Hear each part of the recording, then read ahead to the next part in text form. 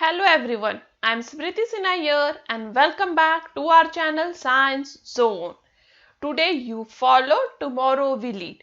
और आप इस चैनल के लिए नए हो तो नीचे दिए सब्सक्राइब बटन पे क्लिक करना ना भूलें, साथ ही बेल आइकन दबाना भी ना भूलें। यदि आपने हमारे पहले के कोई भी वीडियोस मिस किए हैं तो ऊपर दिए आई बटन पे क्लिक करके आप हमारे पहले वाले वीडियोस देख सकते हो।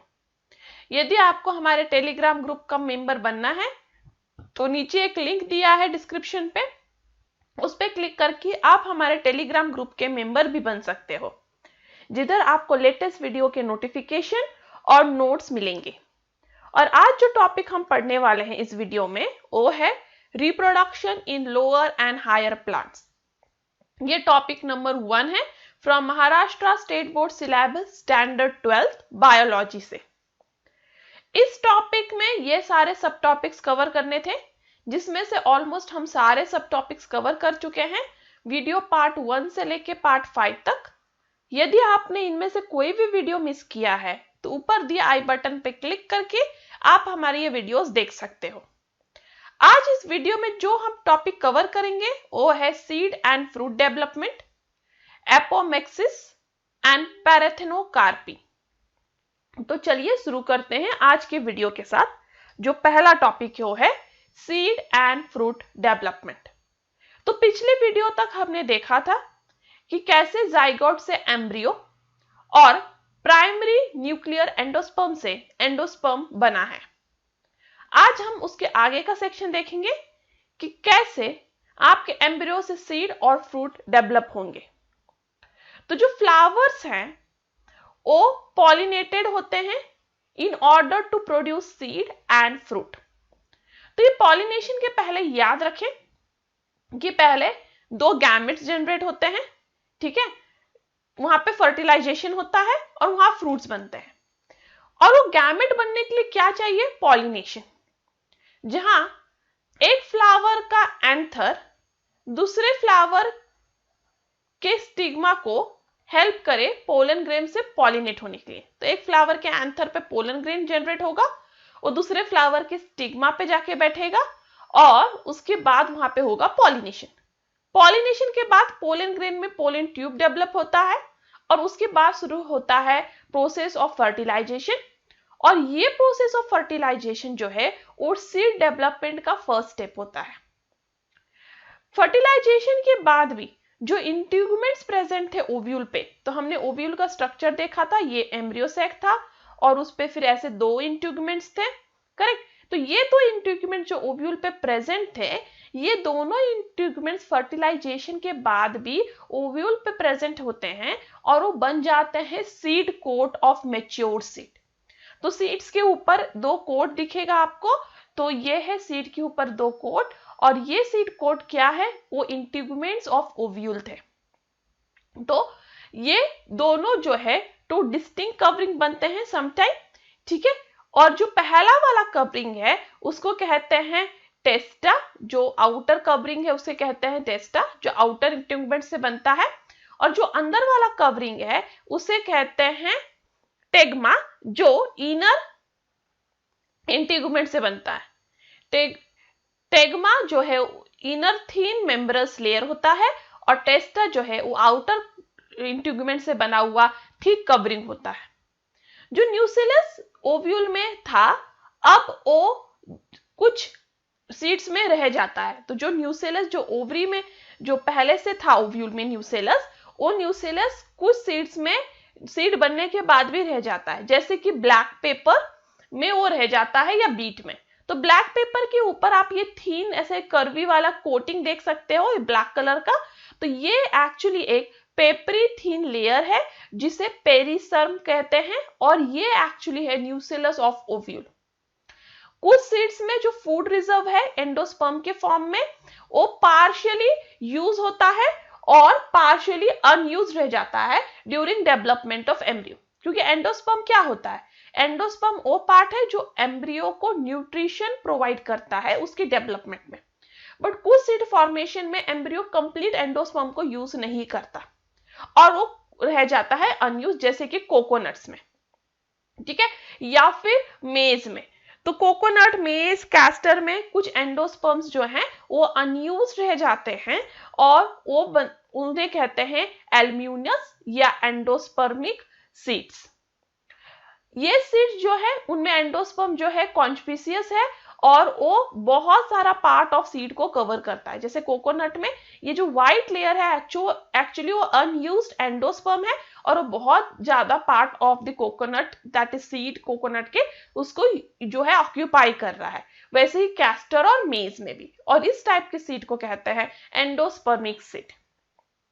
अब कुछ सीड्स हैं जहां एम्ब्रियो जो है वो पूरी तरह यूज हो जाता है, एम्ब्रियो जो है पूरी तरह यूज कर लेता है एंडोस्पर्म को।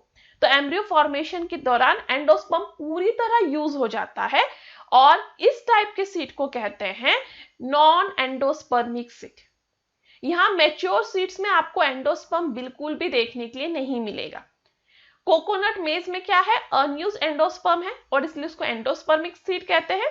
और कुछ सीड्स में जैसे कि पी और बीन सीड्स में आपको थोड़ा भी एंडोस्पर्म देखने नहीं मिलेगा क्योंकि एम्ब्रियो ने वो पूरे एंडोस्पर्म को यूज कर लिया है ड्यूरिंग डेवलपमेंट और उन्हें कहेंगे नॉन एंडोस्पर्मिक या एक्स एल्यूमिनियस सीड।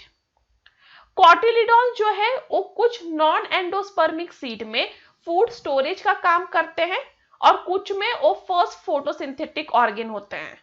तो आपने ना कुछ प्लांट्स को ग्रो होते देखा होगा, उसमें दो ऐसे पार्ट रहते हैं, लीफ की तरह ही दिखते हैं but they are little thick during the initial stage of development. और ये थिक पार्ट एक्चुअली कॉटिलिडॉन्स हैं जो फर्स्ट फोटोसिंथेटिक ऑर्गन का काम कर रहे हैं जब तक लीफ डेवलप नहीं होते, और कुछ में वो फूड स्टोरेज का काम करते हैं during the development of seed. Micropyle जो है, माइक्रोफिल क्या था, ओव्यूल में छोटा सा ओपनिंग था, करेक्ट। ये छोटा सा ओपनिंग माइक्रोफिल कुछ सीड्स में रह जाता है एज स्मॉल पोर इन सीड कोट। और ये माइक्रोफिल एंड जो है स्पेशली आपको छोले और राजमा के दाने में पूरे सीड कोट के ऊपर एक छोटा सा व्हाइट स्पॉट दिखेगा, वो एक्चुअली वो स्मॉल पोर है माइक्रोफिल का, जो वो रह जाता है कि उसमें से वाटर जो है, ऑक्सीजन जो है एंटर कर सके ड्यूरिंग सोकिंग। इसलिए छोले और राजमा जो है उनके ऊपर इतना थिक सीड कोट होने के बावजूद वो पानी में सोक करने के बाद वो फूल जाते हैं, उनमें पानी घुस सकता है क्योंकि उसमें अभी भी एक स्मॉल पोर ओपन है जो माइक्रोफिल से बना है। फ्रूट डेवलपमेंट जो है वो ट्रिगर किया जाता है by various hormones while developing seeds.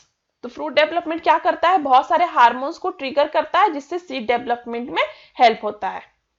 Fertilisation से जाइगोट बनता है, जाइगोट फिर है ओवरी जो है वो डिफरेंशिएट होता है फ्रूट एंड ओवरी वॉल्स में, और ओवरी वॉल्स बनता है पेरिका। तो याद रखें ड्यूरिंग फर्टिलाइजेशन जाइगोट फॉर्म होता है, जाइगोट में जो ओवरी है वो बनने लगता है फ्रूट और ओवरी वॉल है वो बनने लगता है पेरिका। तो ओवरी किस में डेवलप होता है, फ्रूट में, और ओवरी की जो वॉल्स है वो पेरिकाप में।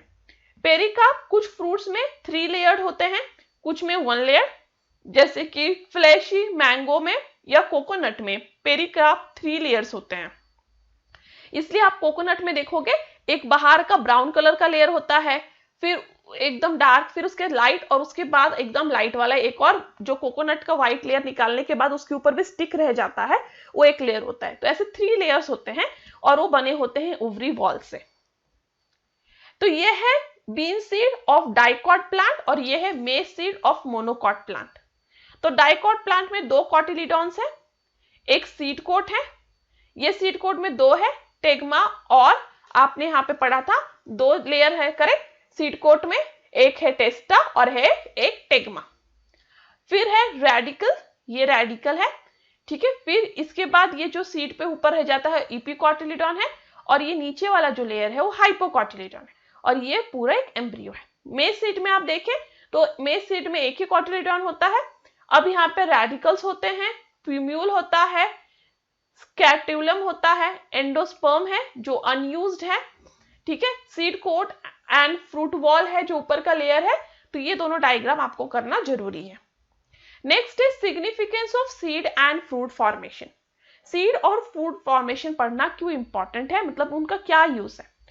फ्रूट्स जो है वो प्रोवाइड करते हैं नरिशमेंट टू डेवलपिंग सीड्स। तो फ्रूट्स क्यों फॉर्म होते हैं, नरिशमेंट प्रोवाइड करने के लिए डेवलपिंग सीड्स को, और साथ ही साथ वो प्रोटेक्ट करते हैं उस इमेच्योर सीड को जो अभी तक डेवलप नहीं हुआ है, तो उसे दूसरे चीजों के अफेक्ट होने से प्रोटेक्ट करते हैं वो फ्रूट्स।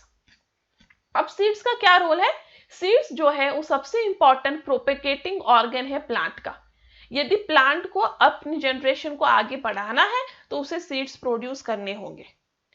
सीड्स और फ्रूट दोनों डेवलप होते हैं बाय स्पेशल डिवाइसेस, और वो डिस्पर्सल के लिए डिस्पर्स होते हैं और फिर उनका जो है डिस्ट्रीब्यूशन होता है उनकी स्पीशीज का डिफरेंट प्लेसेस में। तो सीड्स और फ्रूट्स का जो है वो डिस्पर्शन जरूरी है जिससे वो प्लांट अपना जो जनरेशन आगे बढ़ा सके। अब नेक्स्ट टर्म है डॉर्मेंसी। डॉर्मेंसी क्या होता है? डॉर्मेंसी एक्चुअली एक स्टेट है, वो मेटाबॉलिक अरेस्ट उसे कह सकते हो, जहां पे ऑर्गेनिज्म जो है सर्वाइवल करना चाहता है एडवर्स एनवायरमेंटल कंडीशन में भी। तो सपोज एक प्लांट है, उसने सीड प्रोड्यूस कर लिया, बट उस समय उधर सुखाड़ पड़ा हुआ था, मतलब वहां रेन नहीं था, कुछ नहीं था, तो उसका सीड जो है वो जर्मिनेट नहीं हो सकता था। तो सीड जो है वो डॉर्मेंसी पीरियड में चला जाएगा, मतलब बिना सड़े वो बहुत दिनों तक, बहुत महीनों तक, कुछ सालों तक रह सकता है, जब तक उसको कोई स्पेशल या फिर सुटेबल एनवायरमेंटल कंडीशन ना मिले। तो ये स्ट्रक्चरल और फिजियोलॉजिकल एडेप्टिव मैकेनिज्म जो है फॉर सर्वाइवल उसे कहते हैं डॉर्मेंसी। मैच्योर और वाइबल सीड जो है कभी कभी जर्मिनेट नहीं करते, इवन दो उन्हें फेवरेबल कंडीशन मिल जाता है, बट वो डिस्पर्स होते हैं डिफरेंट प्लेसेस में, और फिर उनका डॉर्मेंसी पीरियड खत्म होने के बाद वो जर्मिनेट करते हैं। वाइबल सीड जर्मिनेट करते हैं only on completion of that dormancy period. तो हर एक सीड का कुछ डॉर्मेंसी पीरियड होता है, कुछ सीड जो है वो अनफेवरेबल कंडीशन ना, मतलब फेवरेबल कंडीशन ना मिलने की वजह से डॉर्मेंसी में चले जाते हैं और फिर वो जर्मिनेट करते हैं। नेक्स्ट है एपोमिक्सिस। ये फिनोमिना है of formation of embryo through asexual method of reproduction. Asexual method of reproduction मतलब ऐसा मेथड जहां गैमेट्स का फॉर्मेशन होता ही नहीं है, जहां फर्टिलाइजेशन का सवाल आता ही नहीं है। क्योंकि सेक्सुअल रिप्रोडक्शन में हमने देखा था haploid male gamete haploid female gamete के साथ जो है वो फ्यूज होके फिर फर्टिलाइज होके फिर एम्ब्रियो बना रहा था।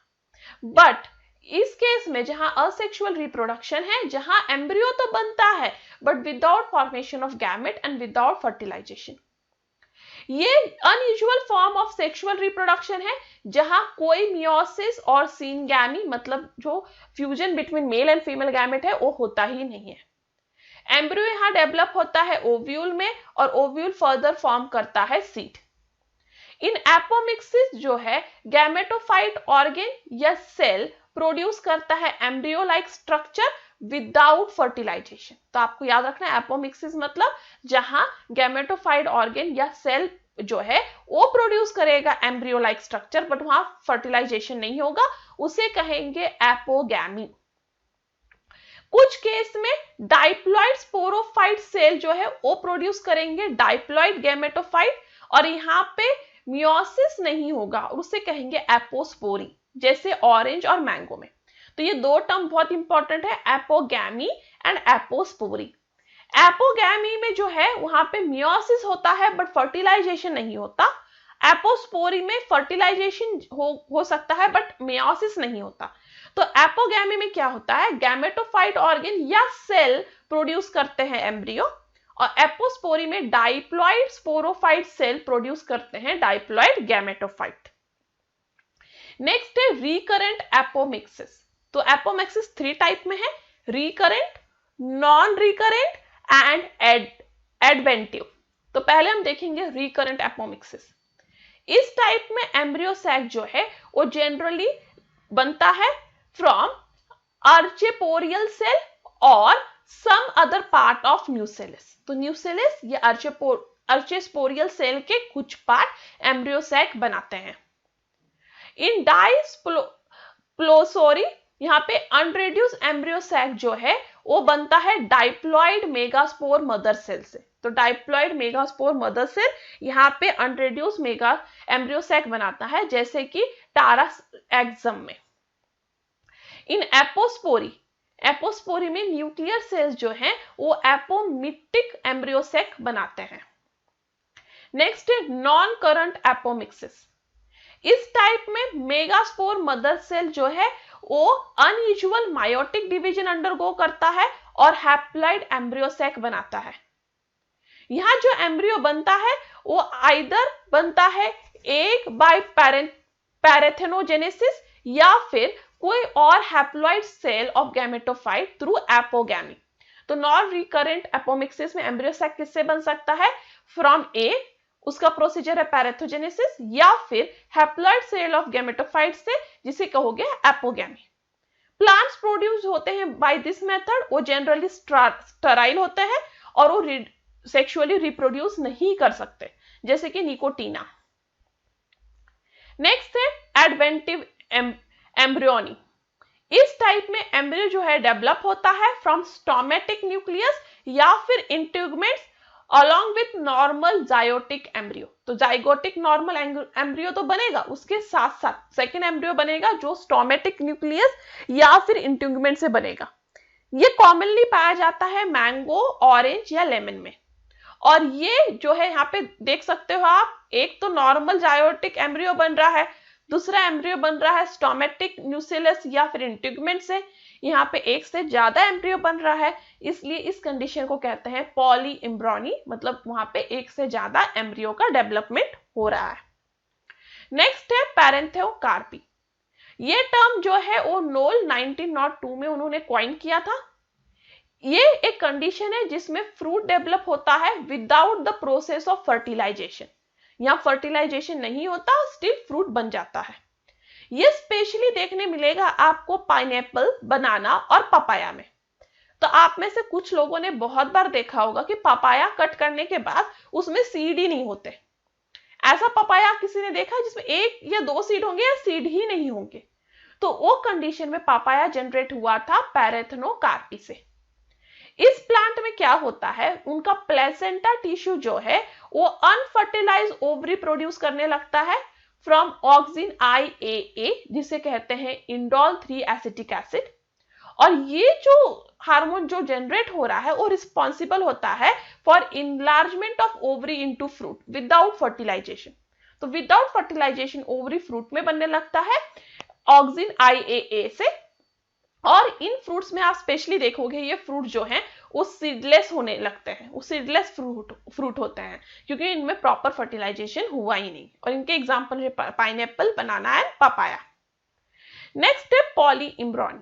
तो इसको पहले ही मैंने बताया, एक से ज्यादा एम्ब्रियो जनरेट हो रहा है तो उसे कहेंगे पॉली एम्ब्रियोनी। इस प्रोसीजर में डेवलप होने लगता है मोर देन वन एम्ब्रियो और वो इनसाइड द सीड होगा, और इस कंडीशन को क्या कहोगे? Poly embryony. ये स्पेशली आपको दिखेगा सिट्रस जीनस में।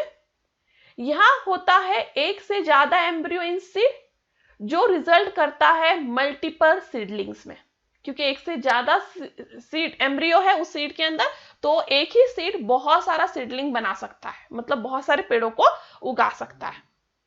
ये एडिशनल एम्ब्रियो जो है वो बनता है ड्यू टू डिफरेंशिएशन और development of various maternal and zygotic tissues associated with ovule of seed. तो ओव्यूल ऑफ सीड में जो दूसरे टिश्यूज होते हैं, जाइगोटिक टिश्यूज या मैटरनल टिश्यूज, वो भी डेवलप होने लगते हैं, डिफरेंशिएट होने लगते हैं और उनसे एक्स्ट्रा एम्ब्रियोज बनने लगता है। पॉली एम्ब्रियोनी जो है वो ट्रू भी हो सकता है या फॉल्स भी हो सकता है, मतलब एक एम्ब्रियो उसमें रियल एम्ब्रियो रहेगा, बाकी जो है सिर्फ एम्ब्रियो जैसे दिखेंगे, या फिर सारे ही एम्ब्रियो हो सकते हैं। वो डिपेंड करता है कि एम्ब्रियो कहां से बना है, वो सेम एम्ब्रियो सैक में बना है या डिफरेंट एम्ब्रियो सैक में बना है of same ovule. In adventive poly embryony वहां पे जो एम्ब्रियो डेवलप होता है वो डायरेक्टली डेवलप होता है डाइप्लॉइड सेल ऑफ न्यूसेलस और इंट्यूगमेंट से। तो एडवेंटिव पॉली एम्ब्रियोनी में जो एक्स्ट्रा एम्ब्रियो डेवलप हो रहा है वो किससे डेवलप हो रहा है? डाइप्लॉइड न्यूक्लियस और इंट्यूगमेंट से, जैसे कि सिट्रस में।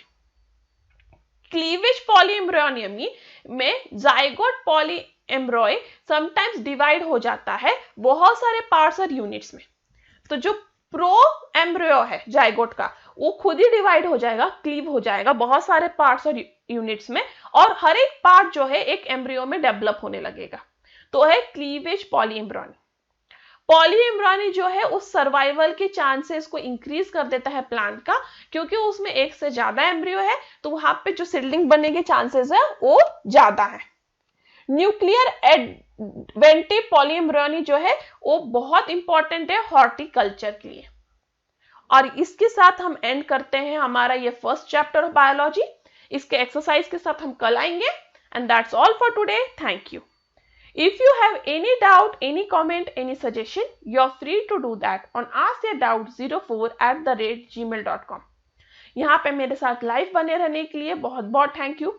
नीचे कमेंट बॉक्स में भी आप अपने सजेशंस दे सकते हो। और कल वापस हम सुबह 10 बजे मिलेंगे अपने आगे के part exercise of this chapter के साथ। That's all for today. Thank you. Stay tuned.